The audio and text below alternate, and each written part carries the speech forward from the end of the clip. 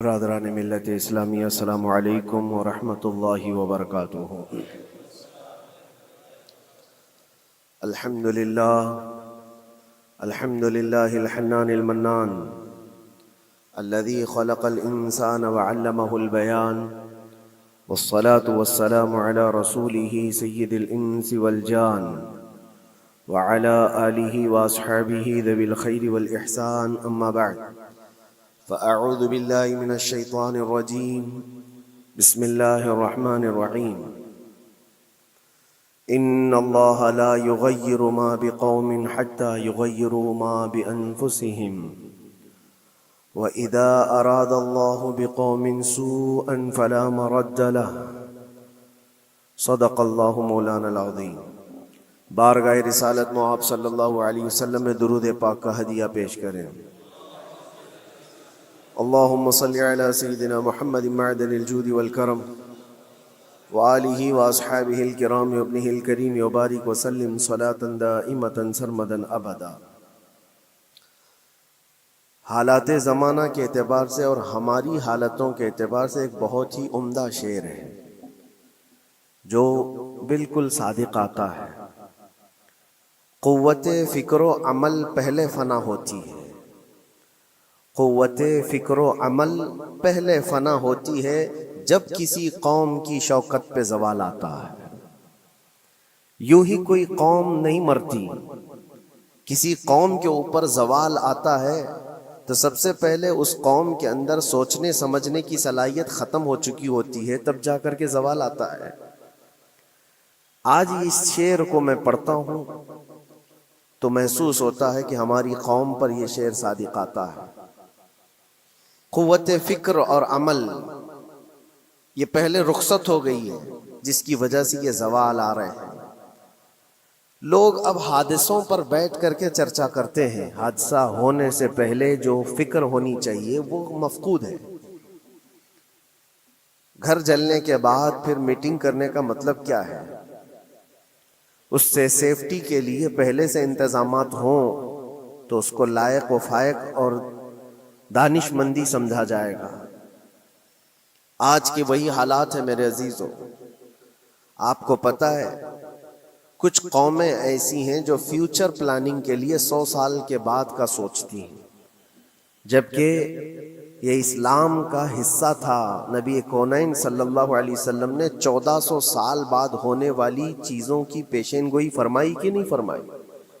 اللہ کے نبی صلی اللہ علیہ وسلم نے 1000 سال بعد پیدا ہونے والی چیزوں کو پہلے سے بتایا تھا کہ نہیں؟ یہ ساری چیزیں نبی آخر الزمان صلی اللہ علیہ وسلم نے جو بتایا، مطلب یہی تھا کہ اس وقت کے لوگوں کو ضرورت تو نہیں تھی ان حالات کی، پھر بھی حضور ان کو بتا رہے تھے، صحابہ کو۔ آج جو چیزیں پیدا ہونے والی ہیں وہ رسول پاک کو پتا تھا، 1000 سال بعد ہونے والی چیزیں، لیکن اس وقت کے صحابہ کو یہ باتیں کیوں بتائی جا رہی تھی؟ ان کے حالات تو اس وقت کے نہیں تھے ویسے۔ اس کے باوجود نبی پاک صلی اللہ علیہ وسلم نے ان کو 1000 سال بعد ہونے والی چیزوں کی باتیں اس لیے بتائی کہ یہ دین اسلام فیوچر پلاننگ کے لیے کتنا ایکٹیو ہے یہ سمجھو، آگے کے لیے۔ اس لیے بتایا گیا کہ صحابہ اپنی اولاد کو اور وہ اپنی اولاد کو، وہ اپنی اولاد کو یہ بات منتقل کرتے جائیں اور آنے والے حادثوں سے پہلے سے ذہن پریپیئر رہے، تیار رہے۔ دجال کے فتنے کا ذکر کتنی مرتبہ حدیث پاک میں آیا۔ امت کو نبی پاک صلی اللہ علیہ وسلم نے یوں ہی نہیں چھوڑ دیا۔ دجال کا فتنہ آئے گا، یاجوج ماجوج کا فتنہ آئے گا، یہ ساری چیزیں بتائی گئی کہ نہیں؟ ہر مسلمان تقریباً جانتا ہے آخر زمانے میں ایک بہت بڑا فتنہ دجال کی صورت میں ظاہر ہوگا۔ تو یہ باتیں اتنے 100 سالوں سے چل رہی ہیں کہ ذہن تیار ہے اس فتنے کو کہ اگر ایسا فتنہ آیا تو ایمان پر ڈٹے رہنا ہے، جمے رہنا ہے۔ یہ بات ہوتی ہے آگے آنے والے حادثات سے قوم کو باخبر رکھنا۔ آج جو حالات ہیں، جب کبھی کوئی چیز لٹ جائے تو سارے لوگ سڑکوں پر آ جائیں گے، یا پھر کسی نشستگاہ پر بیٹھ کر کے رات بھر میٹنگ کر کے چلے جائیں گے۔ یہ حادثے ہونے کے بعد کے جو حالات ہیں یہ وہی چیزیں درشا رہی ہیں کہ قوت فکر و عمل فنا ہو گئی ہے. قیادت ہمارے ہاں مفقود ہے. کسی ایک قائد کے تحت کوئی ساری قوم آنا نہیں چاہتی. آپ کیا سمجھتے ہیں کہ جو ہمارے ساتھ حالات پیش آ رہے ہیں، کبھی مسجدوں کو لے کر، کبھی خانقاہوں کو لے کر، کبھی بزرگوں کے نام کو لے کر، اب ہمارے وقف کی جائیداد کو لے کر، یہ سارے جو معاملات ہیں یہ اچانک آنے والی چیزیں نہیں ہیں. بھانپ لیا گیا ہے تمہاری پوری طبیعت کو، تمہارے مزاج کو، کہ فکر و عمل کی قوت ان کی ختم ہو چکی ہے. ان کو دو چند چیزوں میں ہی راضی کیا جا سکتا ہے. دنیا یہ سمجھ رہی ہے، جس کی وجہ سے کھلواڑ پر کھلواڑ ہوتے چلے جا رہے ہیں، اور ان کو یہ بھی پتہ ہے کہ یہ کچھ نہ کر سکیں گے. میرے عزیزو، آپ نا امید اور مایوس نہ ہو کہ ہم سے کچھ نہیں ہوگا. اللہ کریم چاہے تو ایک بندے سے بھی پوری دھرتی پر زلزلہ لا سکتا ہے. اللہ کریم کی ذات پر یقین اور توکل رکھو. سرکار غریب نواز ہندوستان آئے تھے تو بہت بڑی فوج لے کر نہیں آئے تھے، اللہ کی ذات پر بھروسہ کر کے آئے تھے، اور 90 لاکھ لوگوں کے دلوں میں چراغ اسلام جلا دیا تھا. وہ یقین اور توکل کے ساتھ آئے تھے. آج لوگوں کے دلوں کے اندر جو مایوسی اور نا امیدی ڈالی جا رہی ہے کہ کچھ ہوگا نہیں، ابھی کچھ کرنے سے کچھ نہیں ہوگا، یہ نا امیدی اور مایوسی تمہاری طبیعت میں کیوں آئی؟ کیا تمہارا رب تبارک و تعالیٰ کی ذات پر یقین کمزور ہو گیا؟ اگر یہ اس طرح کی بیماری آئی ہے تو پھر بدر پڑھ لینا. جب رسول پاک صلی اللہ علیہ وسلم کے ساتھ وہ صحابہ جا رہے تھے، ان کو اچھی طرح پتا تھا کہ سامنے آنے والی فوج کتنی طاقت لے کر آ رہی ہے. 1000 لوگ آ رہے ہیں، ہاتھی گھوڑے ان کے پاس، ہتھیار اور اسباب ان کے پاس ہے، کھانے پینے کی مزے کی ساری چیزیں لے کر کے آ رہے تھے مکہ والے. اور ادھر صحابہ ننگے پیر ہیں، 313 کے پاس 4 گھوڑے ہیں، پیدل چلے آ رہے ہیں. چھاؤں لینے کے لیے کوئی جگہ تک نہیں ہے ان کے پاس. ایک کھجور کسی کے پاس ہو تو 10 لوگ اس پر اکتفا کر لیں. فاقے پر فاقہ کرنے والے وہ صحابہ، لیکن انہوں نے یہ نہیں کہا کہ اللہ کے نبی صلی اللہ تعالی علیہ وسلم سے کہ ہمارے پاس اسباب کی کمی ہے، ہتھیار کی کمی ہے، کچھ نہیں ہمارے پاس، سواری نہیں ہے. بغیر سواری کے 180 کلومیٹر مدینے سے چل کر کے وہ بدر پہنچے تھے، بدر تک پہنچے تھے. اور اس وقت اپنی ساری محنتیں، اپنی ساری قوتیں انہوں نے زمین پر لا کر رکھ دی. پھر بدر کے میدان میں جب پہنچے تب اللہ کریم کی بارگاہ میں دعا کیا تھا میرے مصطفیٰ نے، اے اللہ اگر اس نہتی قوم کو تو نے فتح نہیں دی تو پھر قیامت تک اس روئے زمین پر سجدہ کرنے والا کوئی نہیں ہوگا. یہ محبوبانہ انداز تھا میرے مصطفیٰ کا. وہ دعا مدینے میں بیٹھ کر کے بھی تو کر سکتے تھے. 180 کلومیٹر دور اتنی مصیبت میں دھوپ میں چل کر کے جانے کی کیا بات تھی؟ ننگے پیر صحابہ گئے ہیں، فاقے پر فاقہ کیے ہوئے. وہ مدینے میں بیٹھ کر دعا کرتے تو کیا رحمت للعالمین کی دعا قبول نہیں ہوتی؟ لیکن مصطفیٰ کریم صلی اللہ علیہ وسلم نے یہ مزاج دیا ہے، پہلے فکر و عمل میدان میں لاؤ پھر دعا کرو، اللہ کی مدد آتی ہے.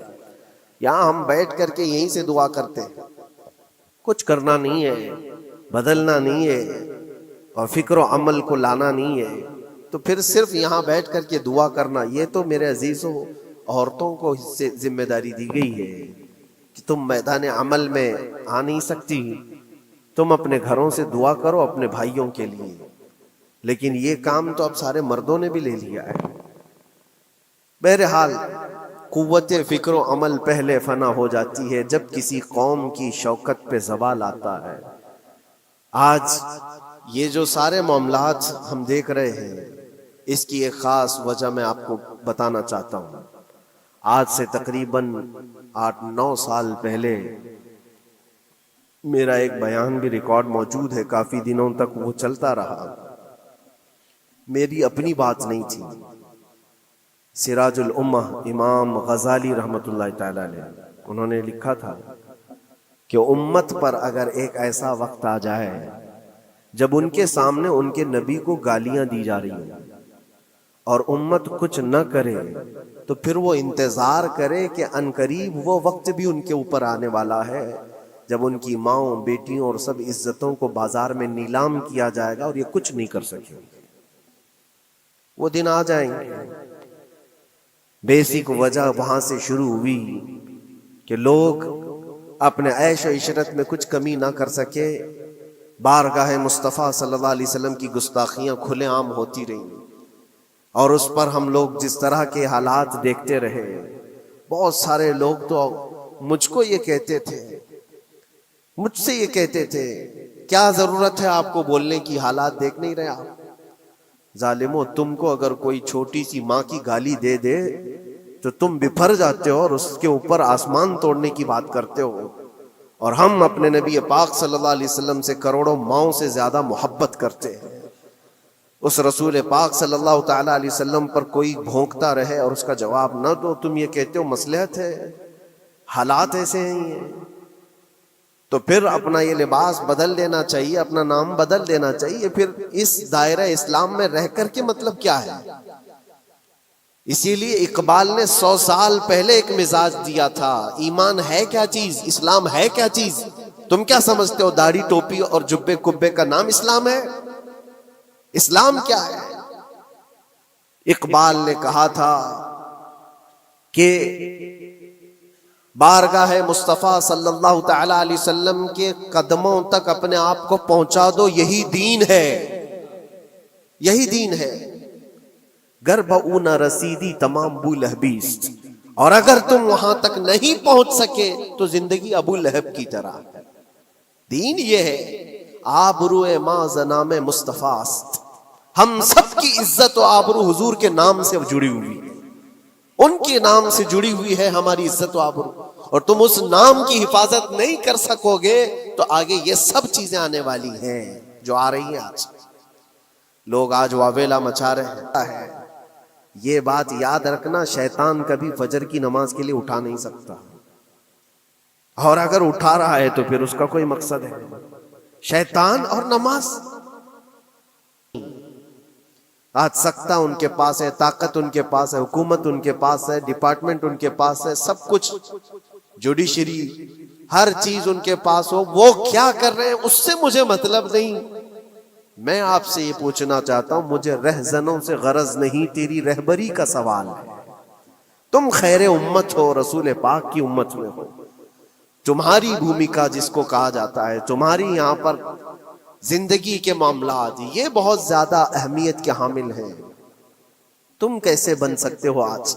اسی لیے قرآن پاک کی آیت میں نے شروع میں تلاوت کی، رب ذوالجلال فرماتا ہے ان اللہ لا یغیر ما بقوم حتی یغیروا ما بانفسہم، بے شک اللہ تعالیٰ اس وقت تک کسی قوم کی حالت نہیں بدلتا جب تک وہ قوم خود اپنی حالت بدلنے کی کوشش نہیں کرتی۔ جب تک اپنی حالت بدلنا نہیں چاہتے اس وقت تک اللہ تبارک و تعالیٰ نہیں بدلے گا۔ وَإِذَا أَرَادَ اللَّهُ بِقَوْمٍ سُوءًا فَلَا مَرَدَّ لَهُ، اور اللہ تعالیٰ کا یہ جلال بھرا ارشاد تو سنو، یہ 13ویں پارے کی سورہ رعد کی آیت ہے۔ اللہ کریم فرماتا ہے، اور جب اللہ کسی قوم کے ساتھ سختی کا معاملہ کرنا چاہے، پکڑ کرنا چاہے، تو پھر کوئی طاقت اس کو ٹال نہیں سکے گی۔ رب تبارک و تعالیٰ جب کسی قوم پر عذاب لانا چاہے تو کوئی اس کو ٹال نہیں سکے گا۔ تو بدلو، اسی لیے اکثر یہ کہا جاتا، میں تو اپنی تقریروں میں جو چند مجھے چیزیں یاد رہتی ہیں وہ عرض کیے دیتا ہوں، باقی مجھے شعر و شاعری زیادہ یاد نہیں رہتی، لیکن جو دل پہ لگتی ہیں باتیں وہ ذہن میں محفوظ ہو جاتی ہیں۔ کسی شاعر نے کہا تھا، جگہ جگہ کے تھک چکے ہیں تمہیں یہ ہنگامے، نشاتے لذت خواب گراں بدل ڈالو۔ کیا مطلب ہے؟ روز ایک ایک ہنگامہ ہوتا ہے، تم کو جگا رہا ہے، اٹھ جا اے مسلمان، اٹھ جا، نشاتے لذت خواب گراں بدل ڈالو، لمبی نیند سونے کی جو عادت پڑی ہوئی ہے اس مزے کو بدل ڈالو۔ غلط روی سے منازل کا بعد بڑھتا ہے، مسافروں رویش کارواں بدل ڈالو۔ شاعر نے کہا ہے، ادھر ادھر کی لے میں چلتے رہو گے تو منزل لمبی ہو جائے گی۔ جس راستے پر تمہیں چلنا ہے اگر بار بار ادھر ادھر مڑتے رہو گے، غلط روی اس کو کہتے ہیں، غلط چلنے سے منازل کا بعد بڑھتا ہے، منزل لمبی ہو جاتی ہے، جہاں پہنچنا تھا وہاں پہنچ ہی نہیں پاؤ گے۔ اسی لیے شاعر کہتا ہے، مسافروں رویش کارواں بدل ڈالو، قافلے کے چلنے کا جو طریقہ ہے اس کو بدل لو تم۔ یہ پوری کی پوری بات ہم پر فٹ ہوتی ہے. چلنے کا انداز بدل ڈالو اے نوجوانوں. جہاں کسی کے گھر میں آگ لگی ہو، دھواں اٹھ رہا ہو، اور اگر کوئی نوجوان اندر بیٹھ کر کے یہ کہتا ہو کہ یہ ساون کا موسم ہے یا پھر یہ ابر رحمت ہے، تو اس کی سوچ پر ہم کیا کہیں. جہاں آج پوری قوم قسم پرسی کے عالم میں ہو، امت محمدیہ کے یہ حالات آج دیکھ رہے ہیں، روزانہ دیکھ رہے ہیں. تم شیئر تو کرتے ہو، ہر جگہ شیئر کرتے ہو، اور سارے ریلز پر تم جو دیکھتے ہو ہنگامے روز، صرف ہندوستان کے نہیں پوری دنیا بھر کے فلسطین کے مظلوم بچوں کی لاشیں دیکھتے ہو اور شیئر کر کے آگے بڑھ جاتے ہو. ان کی چیخیں، ان کے ڈاک کے ملبے، ان کا ڈھیر، ان کے تباہ و برباد گھر، ایک ایک قبر میں 80 لوگوں کی لاشیں، یہ سب کیا تم نہیں دیکھتے؟ شیئر کر کے آگے بڑھ جاتے ہو. یہی تو ہنگامے ہیں جو تمہیں دھگا رہے ہیں. جگہ جگہ کے تھک چکے ہیں تمہیں یہ ہنگامے خود ہی تھک گئے. یہ اٹھتا نہیں ہے. ایک دور وہ تھا 100 سال پہلے کا، جب یہاں پر موجود انگریز اس قوم کو دیکھ کر یہ کہنے پر مجبور ہو گیا تھا، یہ فاقہ کش موت سے ڈرتا نہیں ذرا، بھوکیوں پر بھوکا رہتا ہے لیکن موت سے ڈرتا نہیں. روح محمدی اس کے بدن سے نکال دو. روح محمدی ان کے بدن میں تھی. انگریز تھر تھراتے تھے. اس قوم کا کوئی جواب ہی نہیں ہے. سب سے زیادہ اگر کسی چیز سے ڈرایا جا سکتا ہے تو موت سے، اور یہ قوم ایسی ہے کفن تو اپنے کندھے پر لے کر گھومتی ہے، جہاں موت آ جائے سو جائے. یہ فاقہ کش موت سے ڈرتا نہیں ذرا. روح محمدی اس کے بدن سے نکال دو. یہ کس کی بات تھی؟ انگریزوں کی بات تھی. اور آج حالات بدل گئے. سارا کا سارا زمانہ تم پر آج بھوکے بھیڑیا کی طرح جھپٹ پڑا ہوا ہے. اور ان حالات میں آپ سے سوال کرتا ہوں، ایک طرف تیز آندھیاں چل رہی ہیں، ایک طرف گھر کے اندر آگ لگی ہوئی، ایک طرف بھوک اور پیاس کی شدت ستا رہی ہے، ایک طرف تمہارے بھائی بہنوں کی بیماریاں ستا رہی ہیں. جب اتنے سارے معاملات ہو تو اے نوجوانوں بتاؤ تم کیا کرو گے اس وقت؟ رات بھر بیٹھ کر گیم کھیلو گے؟ کیا یہ گیم کھیلنے کا وقت ہے؟ اس نوجوان پر کیا یہ افسوس نہیں ہوتا کہ اس کے پوری امت کے حالات ایسے ہیں کہ بچوں کی چیخیں نکل رہی ہیں اور اس کو پب جی سے فرصت نہیں ہے، ریل بنانے سے فرصت نہیں ہے، یہ مجرے کرتا ہوا گھوم رہا ہے. مسجدیں ویران کیوں ہیں؟ خالی کیوں ہیں؟ تم نے مسجدوں کو ویران رکھا تو مسجدیں تباہ ہونے شروع ہو گئیں، دوسروں کی نظر ہونے لگ گئیں اور اس پر لوگوں کی غلط نظریں پڑنے لگ گئیں. آ جاؤ اے مسلمانوں میرے مصطفیٰ کریم صلی اللہ تعالی علیہ وسلم کی ہدایات پر. ایک بات چیلنج کے ساتھ کہتا ہوں، تمہارا نام اگر نبی پاک صلی اللہ علیہ وسلم کے نام سے جڑا ہے تو یہ چیلنج کے ساتھ میں کہتا ہوں، اس رہتی دنیا میں تمہیں پوری طاقتیں مل کر وہ عزت نہیں دے سکتی جو میرے مصطفیٰ کے قدموں کی وابستگی دے گی. کوئی تمہیں عزت نہیں دے سکتا. تمہیں وہیں آنا پڑے گا، اسی پوائنٹ پر آنا پڑے گا جہاں پہنچ کر کے خالد بن ولید نے عزت پائی تھی. اسی نقطے پر آ کر جمع ہو جاؤ جہاں عمر پہنچے تھے تو فاروق اعظم بن گئے تھے. اسی نقطے پر آ جاؤ جہاں علی پہنچے تھے تو حیدر کرار بنے تھے. ہر ایک کو عزت اسی بارگاہ سے ملی ہے. اور جو کچھ بھی معاملات ہو رہے ہیں اس کی ایک وجہ یہی ہے، ناموس رسالت پر تم نے ہلکے پن کا اظہار کیا تو پھر ہمارے سارے مسئلے داؤ پہ لگ جائیں گے. سارے مسئلے. یہ تو وقف ہے. ابھی دیکھو آگے کل تمہاری اذانیں نشانے پر ہیں، تمہاری جماعت کی نمازیں نشانے پر ہیں، تمہاری مسجدیں بھی نشانے پر ہیں کہ تم اپنے گھروں پر بھی جمعہ پڑھ سکتے ہو، چھتوں پر بھی نمازیں پڑھ سکتے ہو. یہ سب معاملات آئیں گے. برقع، حجاب، ٹوپی، داڑھی ویسے ہی چل چکے ہیں مسئلے.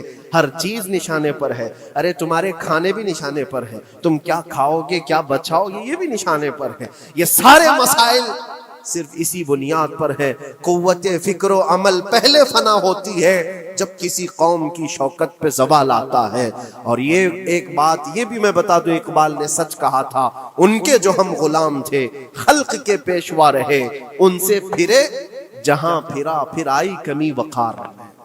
جو کچھ بھی ہوا ہے ہماری عزت و وقار میں کمی کا مسئلہ ان سے پھر جانے کی وجہ سے، نبی پاک سے تم دور ہوئے، یہ عزتوں اور وقاروں میں کمی ہے۔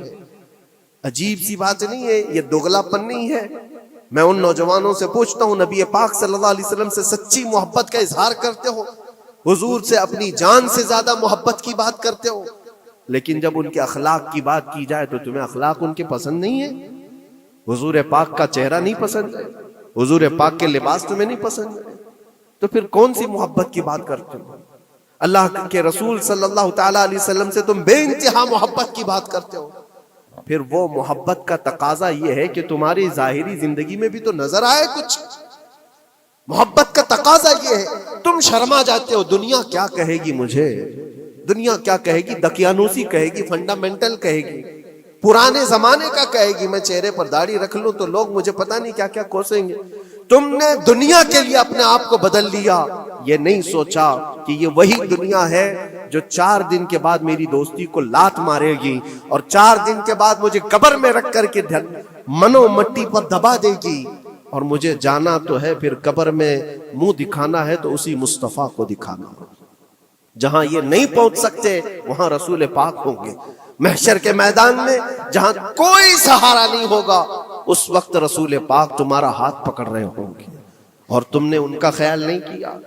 آ جاؤ اسی نقطے پر، اسی پوائنٹ پر جہاں ہماری کامیابی مضمر ہے۔ میں صرف اور صرف اپنے بیانوں میں یہی چیز عرض کرنا چاہتا ہوں، صرف اتنا چاہتا ہوں، اے نوجوانوں، جس کے نام سے تم آباد ہو اس نام کے ساتھ صحیح معنوں میں جڑ جاؤ، کیونکہ قرآن کا وعدہ ہے وَلَا تَهِنُوا وَلَا تَحْزَنُوا وَأَنْتُمُ الْأَعْلَوْنَ إِن كُنتُم مُؤْمِنِينَ۔ گھبراؤ مت، پریشان مت ہو، تم سب سے زیادہ بلند رہو گے۔ اگر اللہ نے فرمایا ہے تو یہ 100% حق ہے۔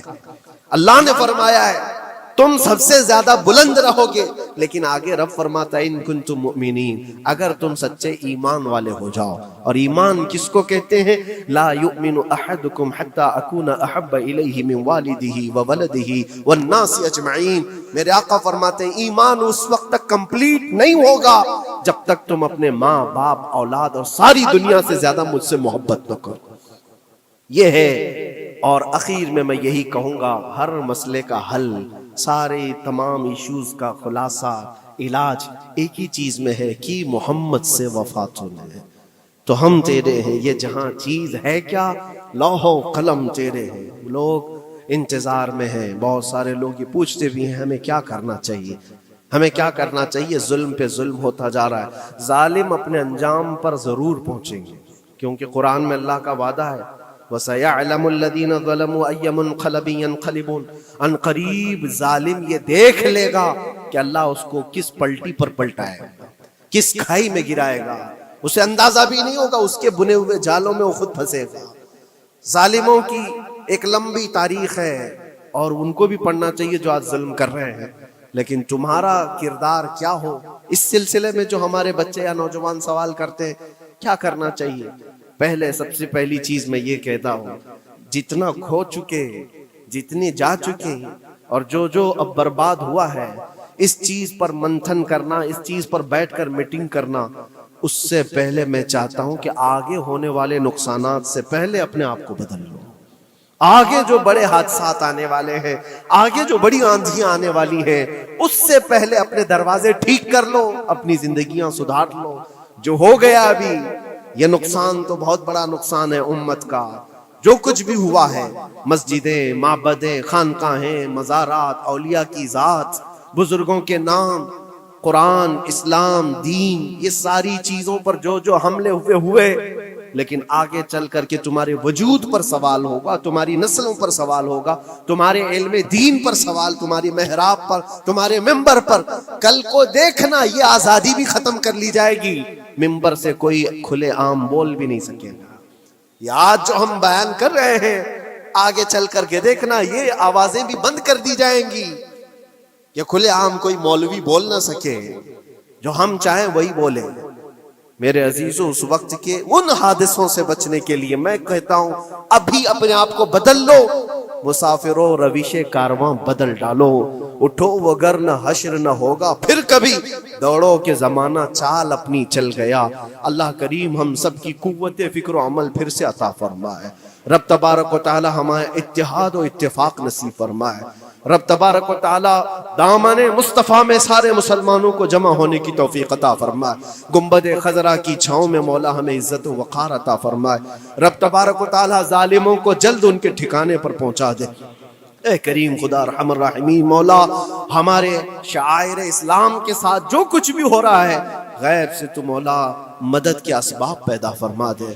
ہمارے درمیان مولا قیادت اور سچی قیادت عطا فرما۔ اے کریم خدا ارحم الراحمین، خصوصاً تیرے دربار میں التجا ہے مولا، فلسطین کے نہتے مظلوموں کی غیب سے مدد فرما۔ جبرائیل امین کی تائید انہیں عطا فرما۔ رحمت کے فرشتوں سے ان کی مدد فرما۔ مولا پورا شہر راکھ کے ڈھیر پر ہے، اے کریم خدا خوشیاں دیکھے انہیں زمانہ بیت گیا، مولا ان کے گھروں میں خوشیاں عطا فرما۔ اے اللہ ان بلکتی ہوئی ماؤں کو، ان کی جو گودیں اجاڑ دی گئی ہیں، ان کے گھر جو برباد کیے گئے ہیں، ان کے شہیدوں کو قبول فرما، ان کے زخموں کو مولا تو شفا عطا فرما۔ اے کریم خدا خصوصیت کے ساتھ ان کے ہمارے اور تیرے دشمنوں کو ہلاک و برباد فرما دے، ان کی زمین ان کے لیے تنگ فرما دے۔ ربنا وآتنا ما وعدتنا على رسلك ولا تخزنا يوم القيامة انك لا تخلف الميعاد برحمتك يا ارحم الراحمين، وآخر دعوانا ان الحمد لله رب العالمين۔